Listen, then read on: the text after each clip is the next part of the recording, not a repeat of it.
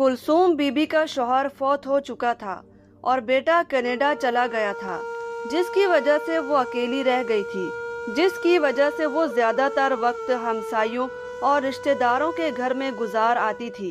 आहिस्ता आहिस्ता सारे कुलसूम बीबी से तंग आने लगे, तो एक दिन बहू ने ज़बरदस्ती एक बूढ़े से उसका निकाह करवा दिया और अपनी जान छुड़वा ली, जबकि कुलसूम बीबी मना करती रह गई। और जब बेटे को खबर मिली तो उसने आकर गुस्से में बीवी को पकड़ा और उसे लेकर अम्मा के पास गया, तो उनकी आंखें फटी की फटी रह गईं, क्योंकि कुलसूम बीबी तो आ गई बुढ़िया कहीं की सारे जहां में दौरे करके। एक मिनट भी तुम्हें घर में सुकून नहीं आता, सारा दिन आवारा गर्दियां करती हो, बहुत आवारा हो गई हो। मैं इशफाक को बताऊंगी कि अब तुम मेरे बस में नहीं हो, अब मैं मजीद तुम्हें बर्दाश्त नहीं कर सकती। कुलसूम बीबी जैसे ही घर के दरवाजे से अंदर दाखिल हुई तो बहू की तेज आवाज उसके कानों में पड़ी। वो दरवाजे के पास ही रुक गई। बहू ने उसे देखते ही बुरा भला कहना शुरू कर दिया था। कुलसूम बीबी का शौहर सालों पहले वफात पा चुका था। उसने अपने इकलौते बेटे को खुद ही पाल पोस कर जवान किया था। मेहनत मजदूरी करके उसने बेटे को पढ़ाया लिखाया और उसके लिए हर तरह की कुर्बानियां दी। बेटे की शादी भी उसने अपनी ही भांजी से कर दी थी। उसने सोचा था कि अपनी ही बच्ची है, वो उसे समझ भी लेगी और उसका ख्याल भी रखेगी। शुरू में तो भांजी ने वाकई घर को अच्छी तरह संभाल लिया था। वो कुलसूम बीबी के साथ नरम लहजे में बात करती थी और उसके लिए चाय पानी भी बना देती थी।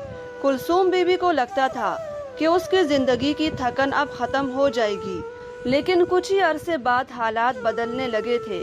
जब उसका बेटा रोजगार के सिलसिले में कनाडा चला गया तो कुलसूम बीबी बिल्कुल अकेली रह गई। इसके बाद बहू का रवैया भी बदलने लगा। बहू ने कुलसूम बीबी को तंग करना शुरू कर दिया था। वो अगर सो रही होती तो ऊपर से पानी डाल देती थी। कुलसूम बीबी घबरा कर उठ जाती और बहू हंसने लगती थी। अगर वो नमाज पढ़ने खड़ी होती तो बहू जानबूझकर उसके आगे से गुजर जाती और उसकी तवज्जो हटाती थी।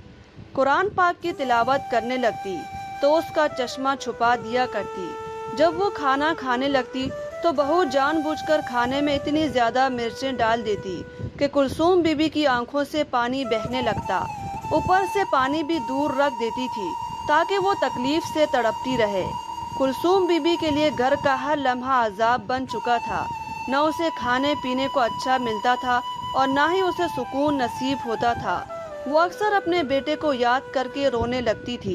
उसे अपने वो दिन याद आते थे जब वो बेटे के लिए रात भर जाग कर कपड़े सीती थी और मजदूरी करती थी ताकि उसका बेटा कभी किसी के सामने हाथ न फैलाए। जब वो रोती तो बहू फौरन आकर उसके सर पर खड़ी हो जाती और चीखने लगती। वो कहती थी कि क्या बुढ़िया हर वक्त रोती रहती हो, घर में मनहूसियत फैला कर रख दी है, तुम्हारी ये आहें कहीं मेरे शौहर को न खा जाएं। ये सुनकर कुलसूम बीबी का दिल टूट जाता था। वो खामोशी से सर झुका लेती और आंसू पोंछ लेती थी। कुलसूम बीबी ने एक दो बार अपनी बहन से भी शिकायत की। कहने लगी कि बहन अपनी बेटी को समझाओ, इसका रवैया मेरे साथ बहुत खराब है। मैंने तो कभी रिवायती सास बनकर नहीं दिखाया, लेकिन इसने मेरा जीना हराम कर रखा है, मुझे बहुत तंग करती है। लेकिन बहन ने भी कुलसूम की बात सुनने के बजाय उल्टा उसी पर चढ़ाई कर दी। कहने लगी कि सारी खाला पहले ही सदके वारी जाती हैं, लेकिन जैसे ही भांजियों भतीजियों को बहू बनाकर ले जाती हैं तो अपना सास वाला रूप दिखाना शुरू कर देती हैं। ऐसे बोलो ना कि तुमसे बहू बर्दाश्त नहीं होती, उसका हंसना बोलना उठना बैठना कुछ भी तुम्हें अच्छा नहीं लगता। मुझे फरजाना ने पहले ही तुम्हारे रवैये के बारे में बता दिया था। मैंने उसे समझाया था कि कोई बात नहीं, हाला है, सारी सासें ऐसी ही होती हैं, गुजारा करो। लेकिन मुझे इस बात की उम्मीद नहीं थी कि तुम मुझसे भी आकर फरजाना की शिकायतें लगाना शुरू कर दोगी। हद हो गई है कुलसूम, मुझे तुमसे ये उम्मीद नहीं थी। बहन ने भी नाराजगी से मुंह मोड़ लिया। कुलसूम खामोशी से उसके पास से उठ गई थी। कुछ अरसे बाद कुलसूम बीबी ने घर में वक्त गुजारना ही छोड़ दिया था। अब वो सुबह होते ही घर से निकल जाती थी। कभी किसी हमसाई के घर जा बैठती थी और कभी किसी रिश्तेदार के घर चली जाती थी। پورا دن وہیں گزار کر شام کے وقت گھر واپس آتی تھی۔ کسی نہ کسی کے گھر سے اسے کھانا مل جاتا تھا اور وہ اللہ کا شکر ادا کرتی تھی۔ اس کا بیٹا کینیڈا میں تھا، لیکن اس کے دن اتنے برے ہو چکے تھے کہ اسے کھانے کے لیے بھی دوسروں کے گھر سے کھانا پڑتا تھا۔ وہ بھیک بھی نہیں مانگ سکتی تھی، کیونکہ اسے لگتا تھا کہ ایسا کرنے سے اس کے بیٹے کی عزت خراب ہو جائے گی۔ وہ ہمیشہ یہی سوچتی تھی کہ لوگ کہیں یہ نہ کہیں کہ جس عورت کا بیٹا کینیڈا میں ہے وہ ماں بھیک مانگ رہی ہے۔ پہل تو کلثوم بی بی کو ہر کوئی ہاتھوں ہاتھ لیتا تھا۔ آخر اس کا بیٹا کینیڈا میں تھا۔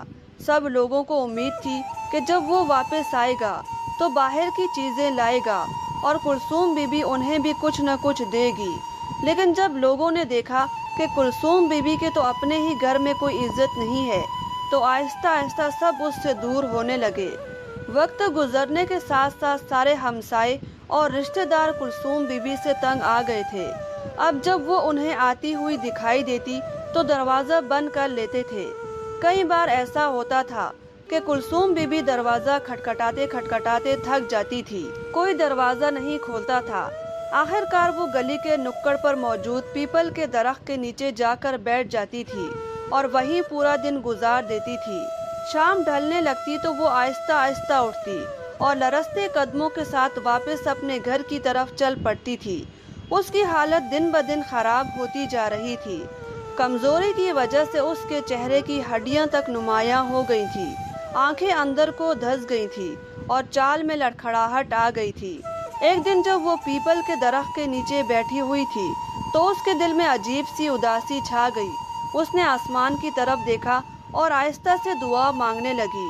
اس نے کہا کہ یا اللہ، میں نے ساری زندگی محنت کی ہے، میں نے اپنے بیٹے کو پالنے کے لیے ہر مشکل برداشت کی ہے، اب بڑھاپے میں میرے نصیب میں یہ دن کیوں لکھ دیے گئے ہیں؟ اس کی آنکھوں سے آنسو بہنے لگے۔ اس نے کانپتے ہاتھوں سے آنسو پونچھے اور درخت کے تنے کے ساتھ ٹیک لگا کر بیٹھ گئی۔ گلی سے لوگ آتے جاتے رہے، لیکن کسی نے اس کی طرف توجہ نہ دی۔ بچے اسے حیرت سے دیکھتے اور آگے بڑھ جاتے تھے۔ کلثوم بی بی کو اچانک چکر سا آنے لگا۔ اس نے اٹھنے کی کوشش کی، لیکن اس کے قدموں میں طاقت نہیں تھی۔ وہ وہیں درخت کے نیچے بیٹھ گئی۔ اس کا دل زور زور سے دھڑک رہا تھا۔ اسے ایسا لگ رہا تھا جیسے اس کی سانسیں بھوجل ہو رہی ہیں۔ اس نے دوبارہ آسمان کی طرف دیکھا اور آہستہ سے کہا کہ یا اللہ، اب تو مجھے اپنے پاس بلا لے۔ تھوڑی دیر بعد اس کی آنکھوں کے سامنے اندھیرا چھانے لگا تو وہ وہیں زمین پر گر گئی اور بے ہوش ہو گئی۔ جب اسے ہوش آیا تو وہ اپنے گھر میں موجود اپنی چارپائی پر لیٹی ہوئی تھی۔ محلے کے لوگوں نے کلثوم بی بی کو وہاں گرے ہوئے دیکھ لیا تھا اور اسے اٹھا کر گھر چھوڑ گئے تھے۔ اس دن کے بعد کلثوم بی بی کی بیماری مزید بڑھنے لگی تھی۔ وہ اتنی کمزور ہو گئی تھی کہ اس کے لیے اٹھ کر کھڑا ہونا بھی مشکل ہو گیا تھا۔ پہلے تو وہ کسی نہ کسی طرح دروازے تک جا کر باہر بیٹھ جایا کرتی تھی، لیکن اب اس میں اتنی ہمت بھی باقی نہیں رہی تھی۔ اس کا جسم کمزوری سے ٹوٹنے لگا تھا، ہاتھ پاؤں میں جان نہیں رہی تھی اور آنکھوں کے آگے اکثر اندھیرا چھا جاتا تھا۔ کئی گھنٹے وہ چارپائی پر لیٹی رہتی تھی اور چھت کو گھورتی رہتی تھی۔ ایسے وقت میں بہو نے بھی کچھ حد تک اس پر ترس کھایا تھا۔ اب وہ اس کے کھانے میں مرچیں ڈالنا بند کر چکی تھی، لیکن کلثوم بی بی کو اب اس سے بھی کوئی خاص فرق نہیں پڑتا تھا، کیونکہ اس کا جسم پہلے ہی بہت کمزور ہو چکا تھا۔ وہ 2 نوالے بھی مشکل سے کھا پاتی تھی۔ اکثر ایسا ہوتا تھا کہ وہ کھانا سامنے رکھے ہی سو جاتی تھی۔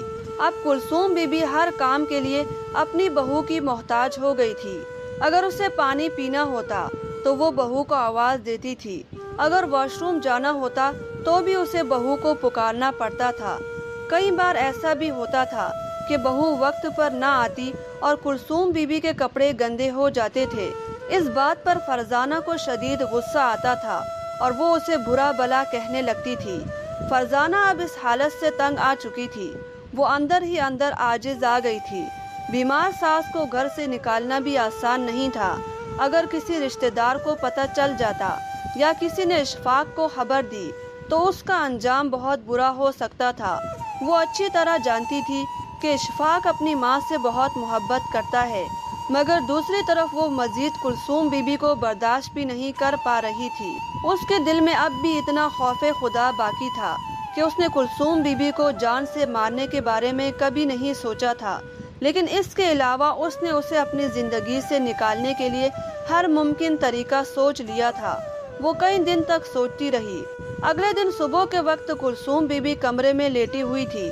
اچانک دروازے پر دستک ہوئی۔ اس نے کمزور سی آنکھیں کھول کر دروازے کی طرف دیکھا۔ دروازہ کھلا اور اندر فرزانہ داخل ہوئی۔ اس کے ساتھ 4-5 اجنبی لوگ بھی تھے۔ ایک مولوی صاحب بھی ان کے ساتھ کھڑے تھے اور ایک ادھیڑ عمر کا شخص بھی ان کے ساتھ تھا۔ کلثوم بی بی حیران ہو کر انہیں دیکھنے لگی۔ اسے سمجھ نہیں آ رہا تھا کہ یہ لوگ کون ہیں اور یہاں کیوں آئے ہیں۔ فرزانہ اس کے قریب آئی اور سخت لہجے میں بولی کہ بڑھیا سیدھی ہو جاؤ، تمہیں یہاں سے اتارنے کا وقت آ گیا ہے، میں مزید تمہیں برداشت نہیں کر سکتی۔ کلثوم بی بی یہ سن کر گھبرا گئی۔ اس نے کانپتی ہوئی آواز میں پوچھا کہ کیا ہوا ہے۔ فرزانہ کے چہرے پر سختی نمایاں تھی۔ اس نے کہا کہ مجھ میں اتنا خوف خدا باقی ہے کہ تمہیں جان سے نہیں مار سکتی، لیکن تمہیں اپنے سر پر بھی نہیں بٹھا سکتی، اس لیے میں نے تمہارا نکاح اس شخص کے ساتھ طے کر دیا ہے۔ ابھی مولوی صاحب نکاح پڑھائیں گے اور تم اس کے ساتھ یہاں سے چلی جاؤ گی۔ یہ سن کر کلثوم بی بی کے پیروں تلے سے زمین نکل گئی۔ اس کی آنکھوں میں آنسو آ گئے۔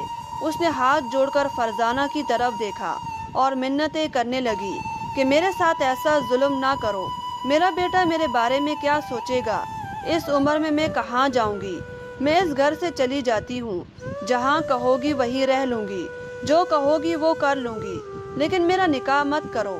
لیکن فرزانہ کے دل میں ذرا بھی نرمی نہیں آئی۔ اس نے مولوی صاحب کو اشارہ کیا اور کہا کہ نکاح پڑھا دے۔ کلثوم بی بی مسلسل روتی رہی اور اللہ کو پکارتے ہوئے منتیں کرتی رہی، لیکن وہاں موجود کسی شخص کے دل میں اس کے لیے رحم نہیں آیا۔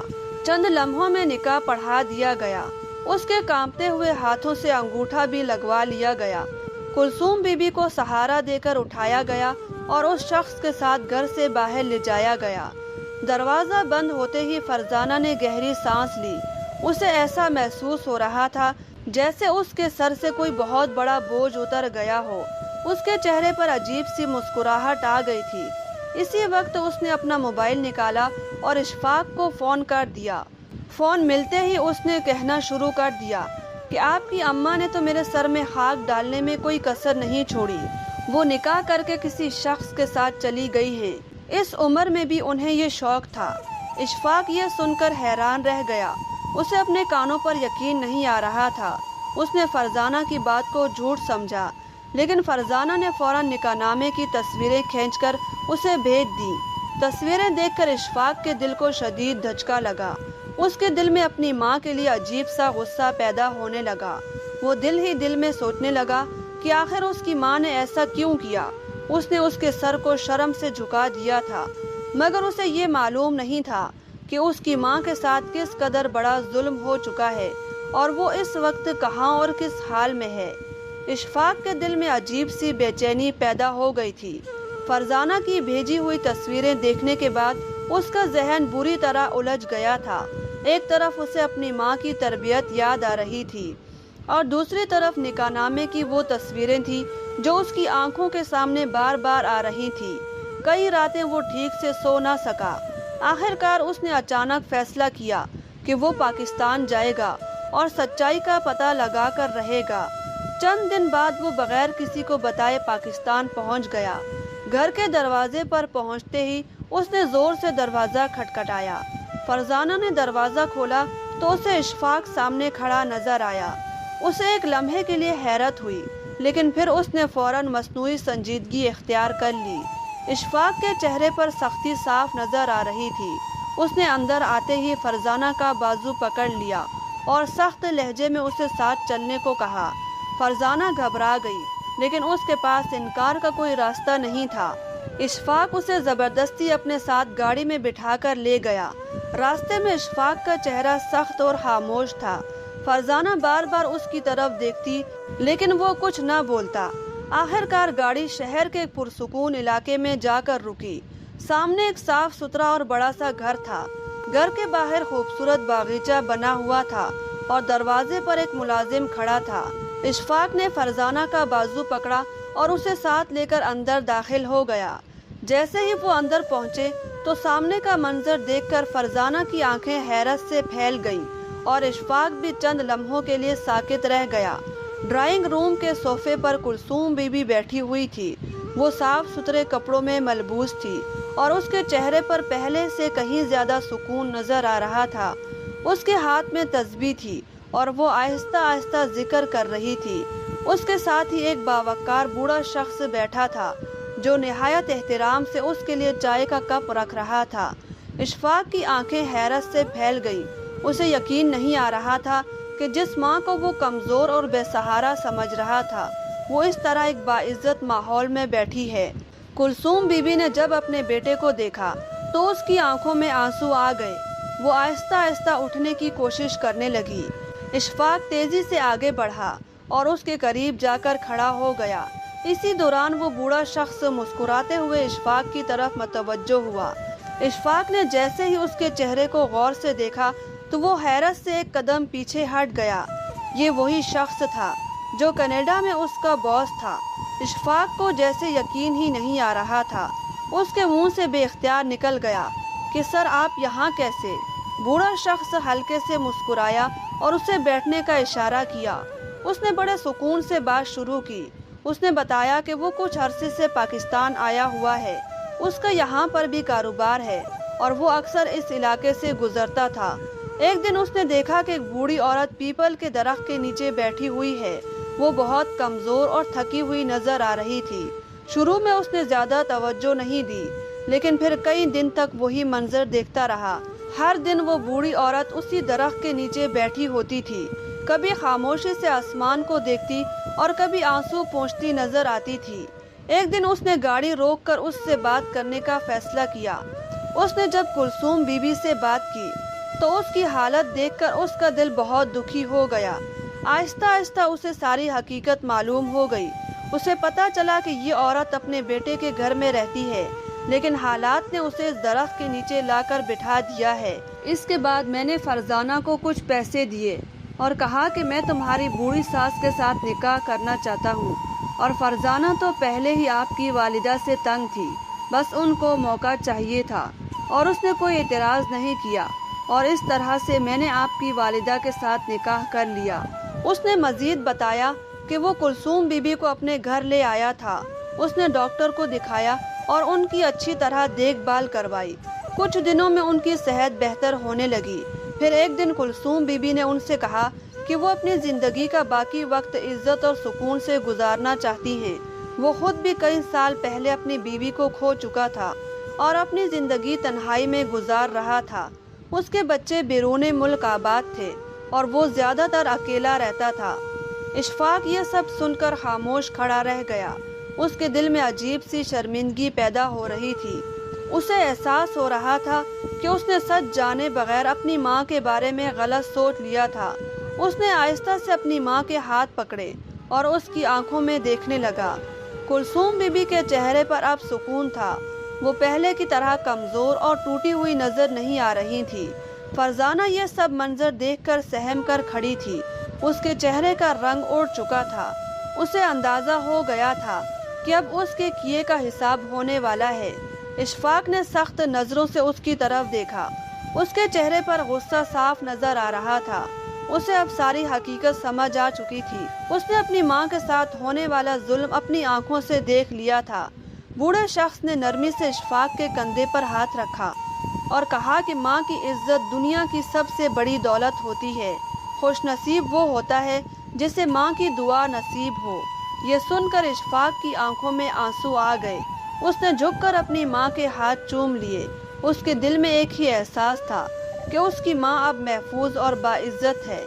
کلثوم بی بی نے اپنے بیٹے کے سر پر ہاتھ رکھا اور دل ہی دل میں اللہ کا شکر ادا کیا۔ زندگی نے اسے بہت دکھ دکھائے تھے لیکن آخر کار اللہ نے اس کے لیے عزت اور سکون کا راستہ کھول دیا تھا۔ اگر آپ سب کو آج کی یہ کہانی پسند آئی ہو تو ہمارے چینل کو ضرور سبسکرائب کریں۔